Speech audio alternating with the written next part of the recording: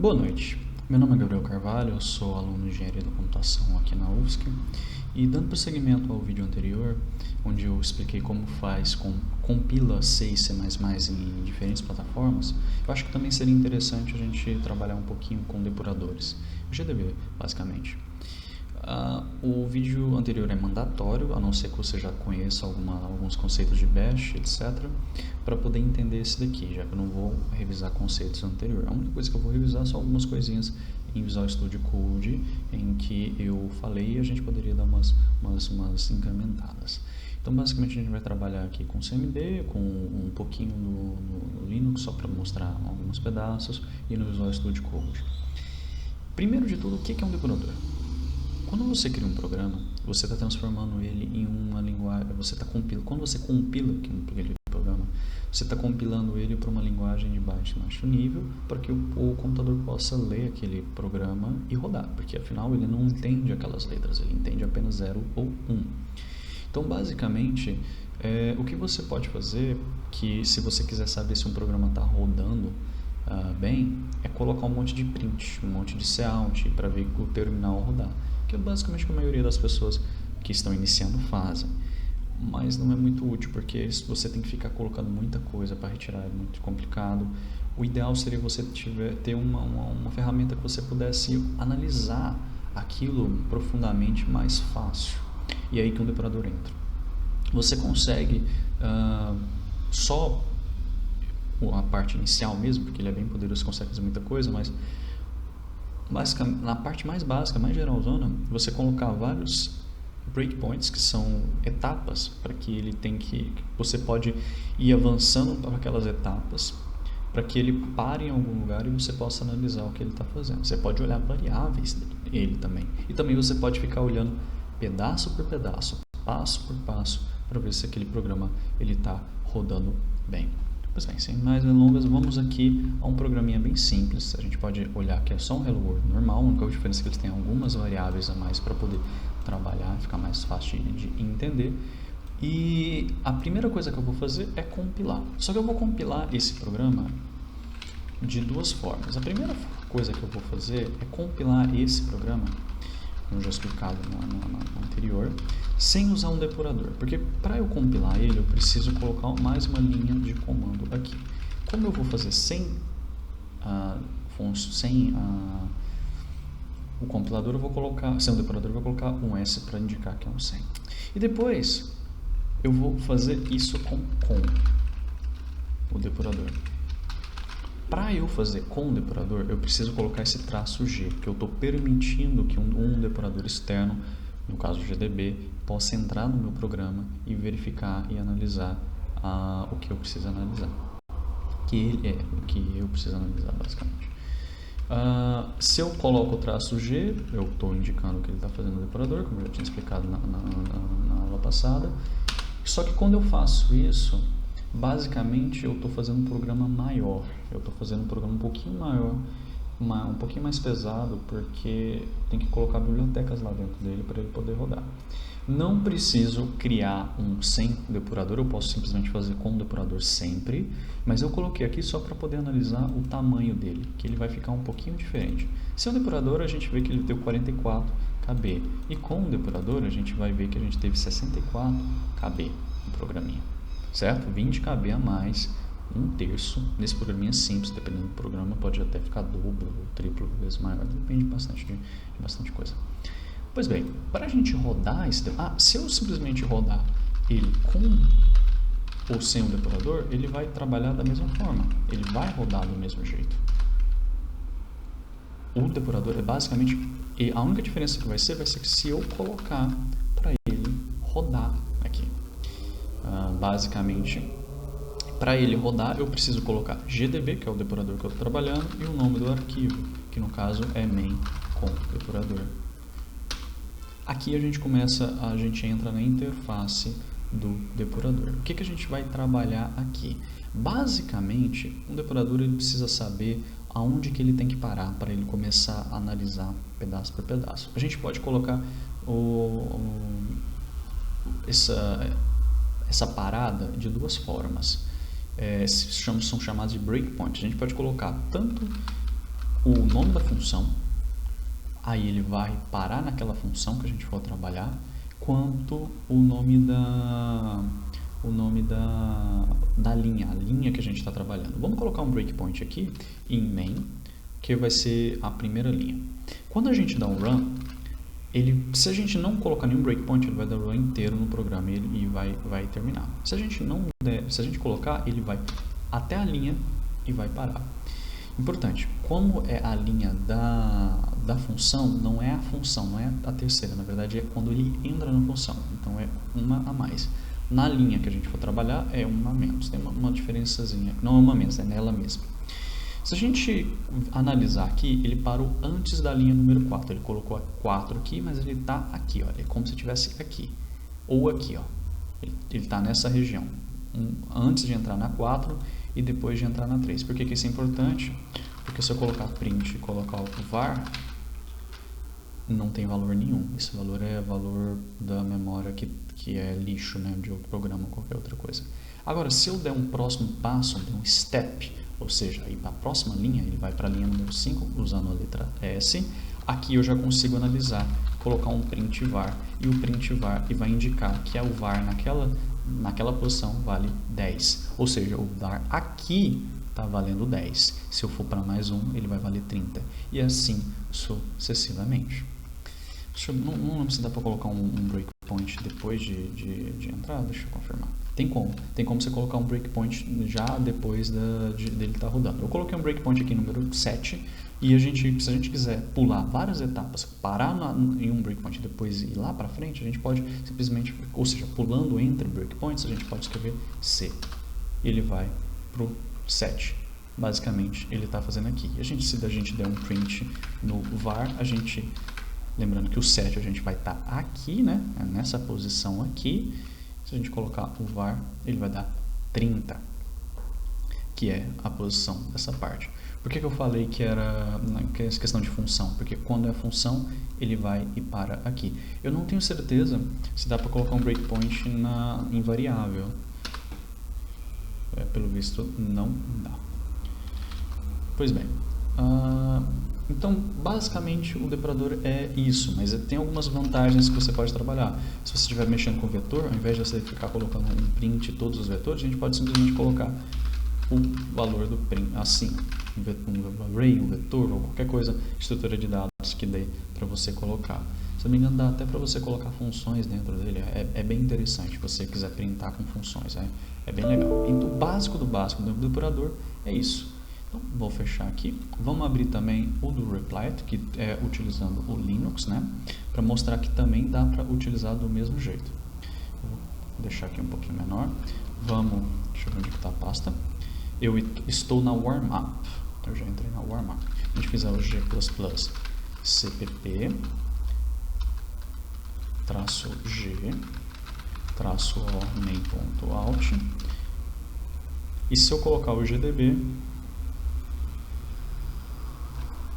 vamos abrir aqui o main.cpp, só para eu ver algum lugar que eu posso vir. Na 15, vamos parar no número 15 aqui também, por exemplo. Se a gente colocar o GDB e colocar o main.out, ele também vai trabalhar da mesma forma. Ele trabalha do mesmo jeito, né? Vamos botar um aqui na linha número 15. Olha, ele parou na warmup.cpp, linha 15.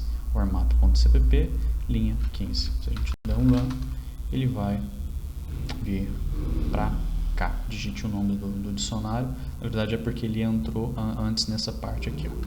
Dict.txt, ele ainda não chegou na linha que a gente quer trabalhar. Agora ele chegou, porque ele fez uma função antes e essa função pedia que eu escrevesse um CIN, né? Que desse um CIN, e a gente chegou e parou aqui.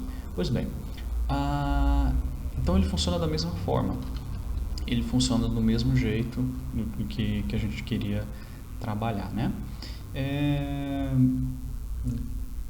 Mas tem uma forma melhor para a gente utilizar, que são usando as próprias IDEs. Eu vou mostrar aqui uma ideia como que é usando o Visual Studio Code, mas eu vou deixar de antemão que não é tão bom quanto o Visual Studio ou alguns outros programas mais poderosos que existem no mercado, pelo menos para C++, por causa de acento. Mas pelo que eu li, eles estão tentando desenvolver algumas coisas a mais. Se a gente vir aqui no Visual Studio Code, já tinha deixado aberto, mas eu devo ter fechado. Vamos abrir o Visual Studio Code aqui. Vamos abrir uma pasta que eu esteja trabalhando. Lembrando do mesmo jeito, né? A gente vai vir abrir Open Folder. A gente vai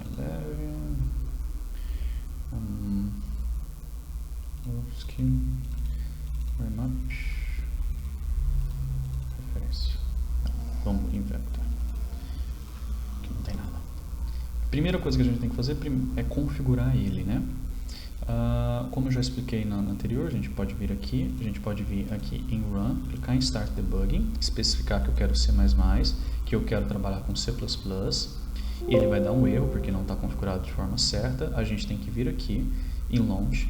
Eu tinha falado que a gente teria que apagar isso daqui, e porque aqui tinha dado erro, eu não entendia por quê. Agora eu já entendi. Esse console era uma configuração antiga.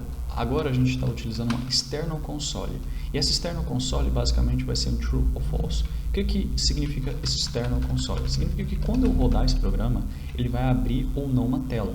Se ele abrir a tela, basicamente a gente vai poder ver, trabalhar, usar CI, essas coisas com a tela externinha.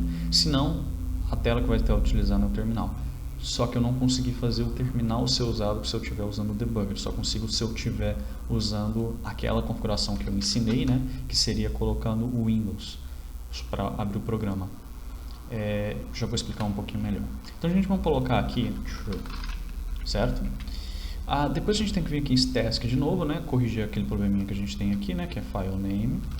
Depois a gente vai colocar aqui e depois a gente coloca .cpp. Nada novo, nada demais que eu especifiquei, eu já te expliquei isso daqui na anterior. Aqui que vai entrar as coisas interessantes. Primeiro, o que é CDW? CDW basicamente é onde é que ele está fazendo aquela ação. Task é construindo alguma coisa, né? Compilando o programa, ou em outras linguagens podem ser outras coisas, mas geralmente é isso. O que eu coloco, o que a gente tem que colocar, ele está construindo o programa na base CDW e depois mandando para outro lugar. É melhor você construir o programa na própria workfolder, que aí pode ser escrito de duas formas, né? A gente pode ser a workfolder, que aí vai ser aonde que eu estou aberto, né? Não é assim que escreve, eu não lembro como é que é direitinho, mas a gente não vai deixar desse jeito. Por quê? Porque aqui é minha workfolder, eu estou trabalhando nessa parte aqui. Quando eu coloco workfolder, é nessa parte. Se eu colocar uma nova folder aqui e colocar o arquivo dentro aqui, por exemplo, se eu colocar, por exemplo, qualquer coisa, explicando, programa, por exemplo, ele tem que rodar, isso daqui vai ser a minha file dir name. A workfolder vai ser a raiz dessa folder. Então não é interessante você colocar isso. O melhor é você colocar isso daqui, certo? E a gente tem que fazer essa mesma coisa, só que no launch. E o launch é o principal, na verdade, porque senão pode dar um problemaço. A gente vem aqui, tem o CDW, onde está o CDW? Aqui, ó, CDW, a gente coloca file dir name.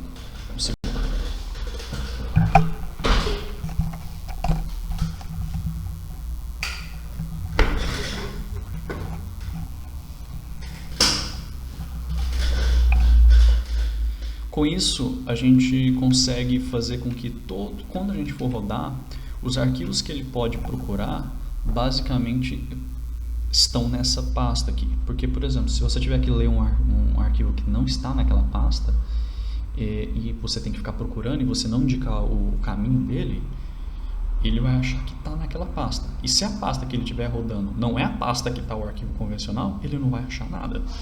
Então, por isso que a gente tem que colocar desta forma, assim. Beleza, salvando aqui. Se a gente simplesmente vir aqui em main cpp, se eu não escrevi nada de errado, aperta um F5, né? E ele vai rodar. Certo, ele rodou. Eu vou fechar aqui e vou escrever aqui no main cpp, eu vou colocar um acento aqui.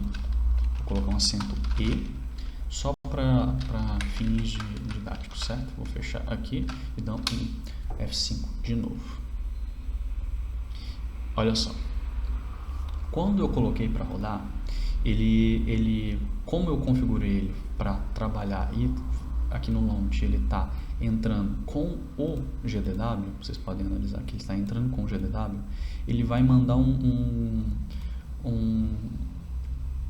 ele vai mandar uma linha de comando para abrir o GDW, só que ele não vai abrir com o terminal, ele vai abrir com um programa separado do programa, do VS Studio, usando outras bibliotecas e tal. Por quê? Porque basicamente ele vai colocar essa partezinha aqui, ó. Ele vai criar essa interfacezinha. O que essa interface faz? Basicamente, essa interface você pode colocar breakpoints e ela vai ficar analisando as coisas. Melhor, se a gente colocar, por exemplo, um breakpoint aqui, ó, ele vai parar em 9. Aqui, ó, coloquei um breakpoint. Eu coloquei um breakpoint em main parando na linha 9. A gente pode fazer isso com outros lugares também. 10, ou então a gente pode colocar aqui, que basicamente é o B. Não tem diferença nenhuma. Ele está pedindo para eu colocar um dicionário para ler. Vamos colocar aqui o dictx.x, né?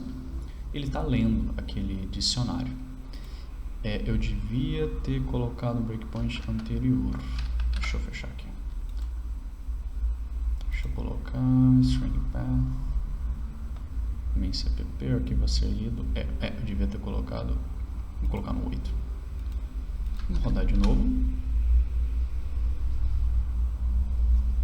Dict.txt. Pronto. Ele vai parar na 8, porque aqui ele está parado, está mostrando que ele parou nessa linha aqui. O que é interessante é o seguinte: aqui apareceu outras coisas. O que aqui apareceu? Aqui apareceu a variável path e a variável list. Basicamente é o que está armazenado em path e list. O que está armazenado em path? A gente pode abrir aqui e ver que a gente tem, como o path é uma string, ele tem algumas coisas como a npos, está vazia por enquanto, e aqui a gente tem coisas escritas nela, que se a gente for analisar e entrar nessa parte, está escrito dict.txt. Aqui, olha, está especificando o tamanho que é daquele lugar, que é 8. Aqui é a união, se não me engano, olha, na 0 está valendo D, na 1 está valendo 1, e assim sucessivamente. Eu acho que, se não me engano, tem capacidade, tem até coisas como a posição da ponteira, se brincar, não tenho certeza. E uma list basicamente é um vetor que foi criado. É um vetor. Ele foi criado aqui embaixo. Não sei porque que ele criou aqui antes de colocar, mas tudo bem.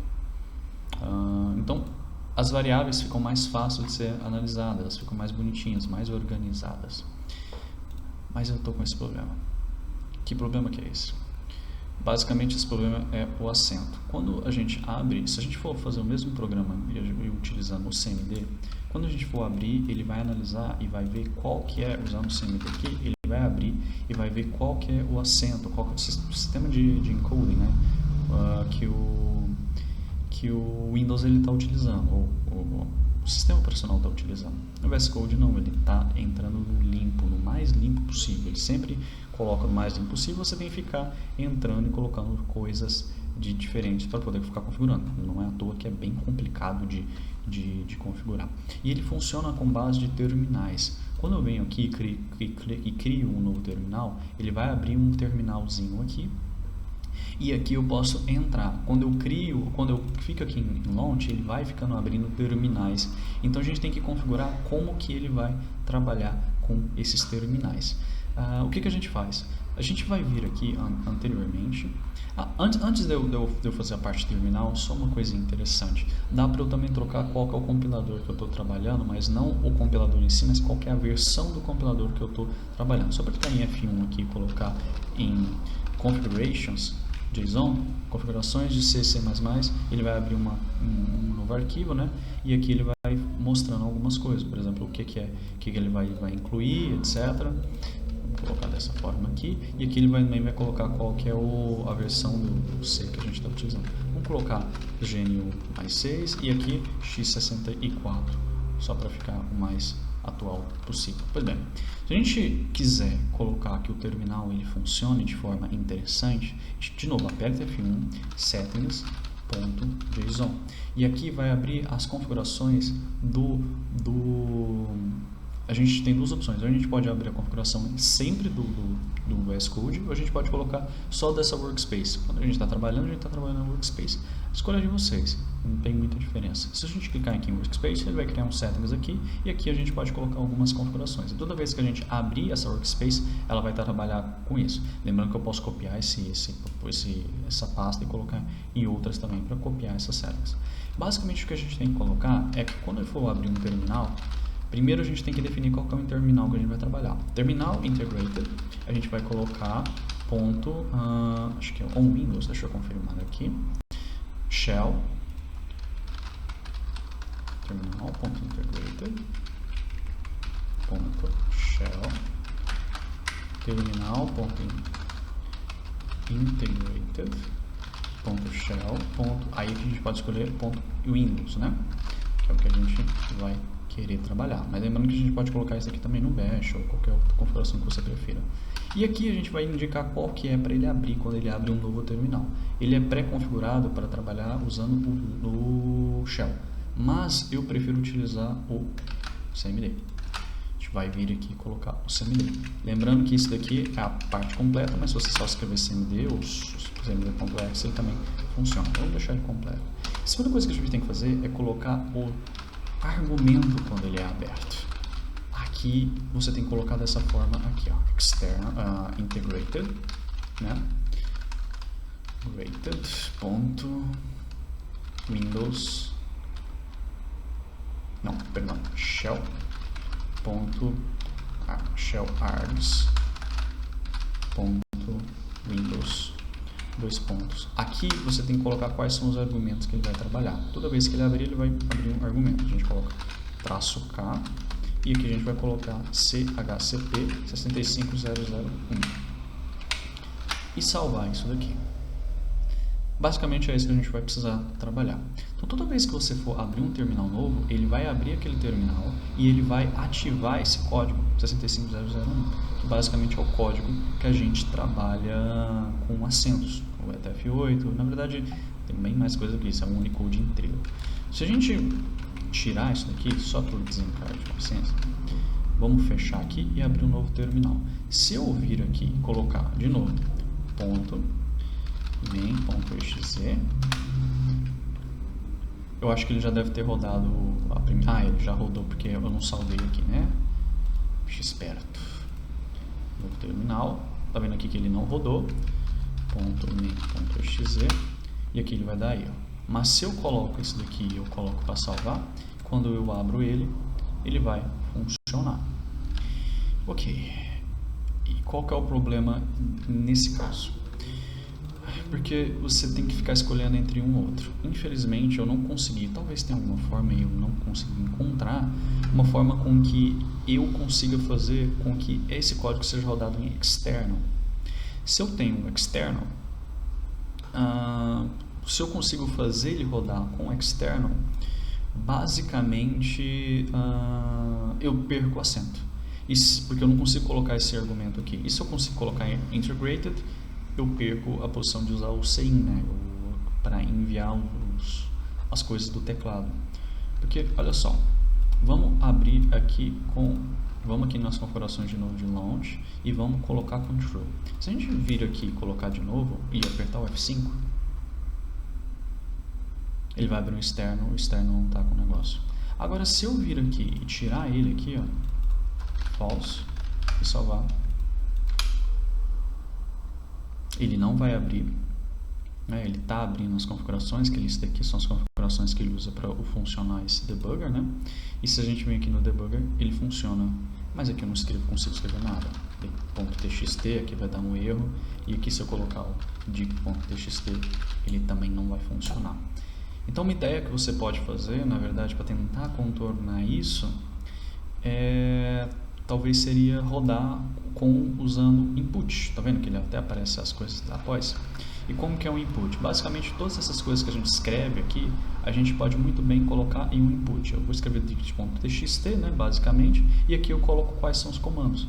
Cada linha, o CIN ele vai analisar. Se aparece a primeira lá, qual que é o dicionário? Escreve dict.txt, é como se isso daqui fosse o teclado que estivesse utilizando. E como que a gente faz? Eu vou fazer usando o terminal, né, o CMD, pode ser o CMD, pode ser o negócio, que Basicamente depois de já ter compilado o programa, a gente vai colocar o nome do programa e a gente vai colocar isso aqui, ó, menor, o arquivo que a gente está trabalhando, no caso é esse aqui, maior a saída do programa. Eu nem falei na verdade que tem saída, mas sim, quando ele tem o cout de log, você também consegue fazer com que ele saia usando, deixando esse maior. Então a gente pode fazer isso aqui também. A gente vem aqui em terminal, novo terminal, a gente já está com acento, né? A gente pode muito bem colocar .main.exe input .txt. Ele já leu pra gente, mas isso é só rodando, ele não está usando o depurador. Para ele usar o depurador, eu não consegui fazer ele funcionar, porque na teoria eu teria que vir aqui em launch e colocar aqui em argumentos isso, que é menor, vírgula, input.txt, e eu não consegui. Na verdade já tentei de várias formas, tentei colocando assim, já tentei colocando até assim, tentei de vários jeitos e o argumento ele não funciona. Vi lugares falando que não tem como fazer isso em C++, não sei se isso é verdade, se aqui só funciona para Node, como é que é, se tem algum erro, como é que funciona o console, eu não consegui. Estou esperando a resposta, se alguém tiver, por favor, coloca aqui, eu vou achar bem legal e depois eu coloco algumas coisas na descrição ou nos comentários se eu encontrar alguma solução. Mas a ideia basicamente é isso, é essa daqui, para quando você for tentar trabalhar com depuradores. Pois bem, toda vez que eu rodo ele aqui, ó, alguma coisa mais importante também de dizer aqui é que toda vez que eu vou rodar, ele vai fazer uma task, né? Ele vai rodar uma task, que ele cria um terminalzinho com a task, né? Que é basicamente esse terminal aqui, que a gente abre esse programa, coloca o argumento, etc. Depois ele vai para o outro terminal, aqui ó, task, aí ele falou que terminal acabou, ele fecha a terminal, depois ele vai para o próximo terminal, que é usando o main.exe, ele trabalha. Nesse caso aqui, como eu coloquei para integrar o terminal que a gente está trabalhando, né, com as configurações daquela forma, ele coloca com acento. Se eu coloco ele externo, eu não consegui fazer ele funcionar, não consegui mesmo. Que o ideal seria realmente colocar que o externo também achasse aquele valor, e infelizmente eu só consegui colocar com que eu escolhesse qual terminal externo que eu poderia trabalhar. Terminal.externo, não lembro como é que eu escrevi, mas só sei que eu consegui. Terminal.externo mesmo, essa linha de comando aqui eu consigo indicar qual que é o que eu trabalho. Só que esse terminal externo parece que só funciona nas settings convencionais, né? As settings do programa inteiro, do programa grandão. Realmente não consigo fazer alguma outra forma, funcionar de outra forma. Pois bem, espero que tenha entendido um pouquinho melhor, né? Tentado utilizar esses conceitos, essas coisas podem ser utilizadas em outras ideias, de outras formas, mas a ideia basicamente é essa. O Code ele trabalha dessa forma. O Visual Studio é bem mais fácil, só que ele é bem mais lento porque ele tem que abrir bem mais coisas.